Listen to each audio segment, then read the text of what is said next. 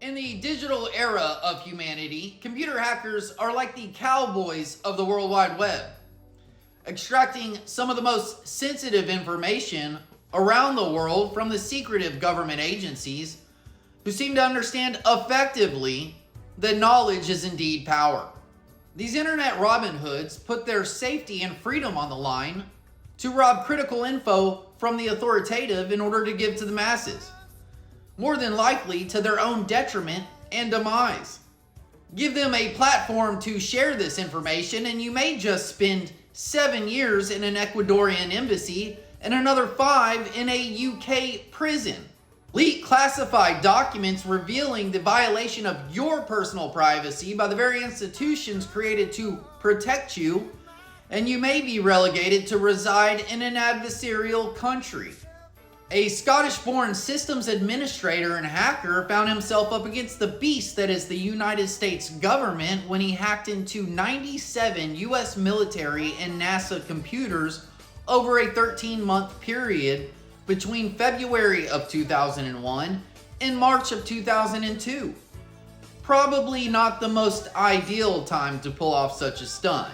Just saying, if you know, you know. Gary McKinnon was facing serious extradition from the UK to America with up to 70 years in prison, and terrified his new home would be in Guantanamo Bay. In the midst of Gary's network terrors, he posted a notice on the US military website stating, "Your security is crap."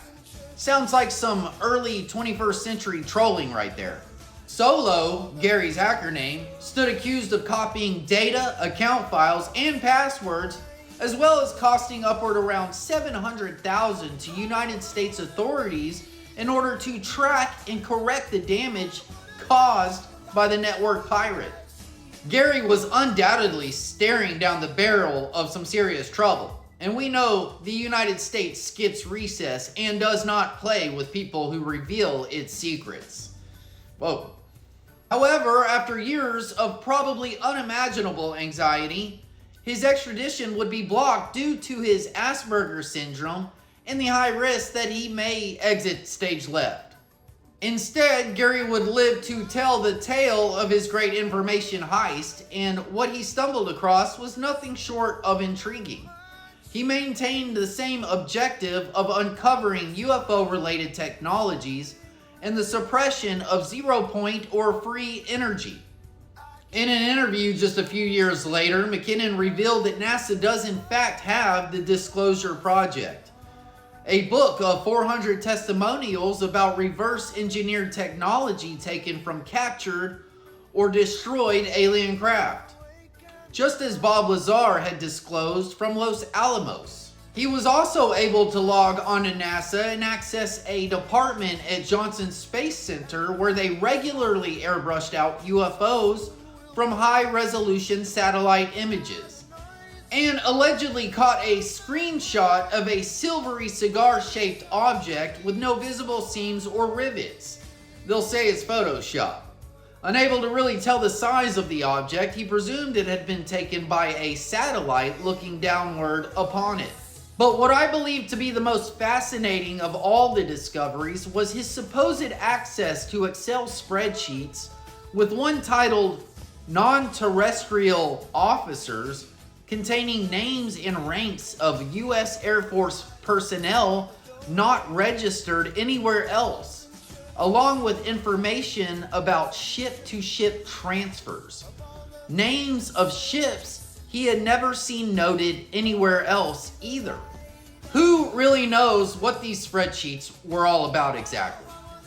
Could it be the remnants of some sort of NASA secret space program? Starship Troopers in real time?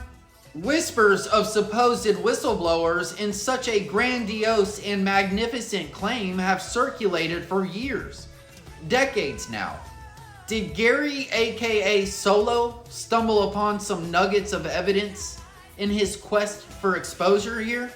I'd call Gary's mission a checkmate for the most part, but with most exposure, they are typically followed up with so many more questions. Could NASA truly be concealing an entire program of such great magnitude? And call me crazy, but couldn't you equate non-terrestrial to non-human? I'll let your imagination run wild with it. Obviously, mine has already traveled to the stars and back. By the way, I got a new t-shirt design out commemorating one of the most incredible years in human history. I'd say it was pretty batshit crazy. 2020, year of the bat. Also, if you find this kind of stuff fascinating or interesting or entertaining at all, like my shit. Like my shit.